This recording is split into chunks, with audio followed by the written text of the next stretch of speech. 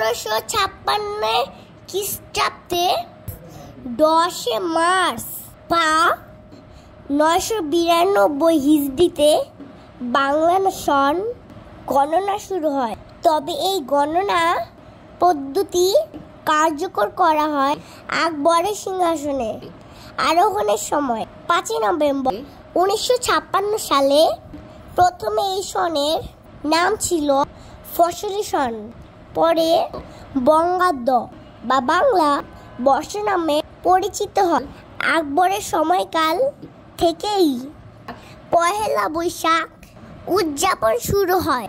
নববর্ষ বা নতুন বছর হলো সেই সময় বা দিন যখন থেকে একটি নতুন পঞ্জিকার বছর শুরু হয় এবং পঞ্জিকার বছরের গণনা এক এক করে বৃদ্ধি পায়। ইতিহাস মোগল সম্রাট আকবর 1984 সালে কর আরোপ সহজ করার জন্য পুরনো সৌর বাংলা ক্যালেন্ডারের উপর ভিত্তি করে একটি নতুন ক্যালেন্ডার প্রতিষ্ঠা করে। মুঘলরা কর আদায়ের জন্য হালখাতা মহরত ব্যবহার করত। হালখাতার ঐতিহ্য এখান থেকে উদ্ভূত বলে মনে করা হয়। পহেলা বৈশাখ আমাদের প্রাণের সঙ্গে জড়িত।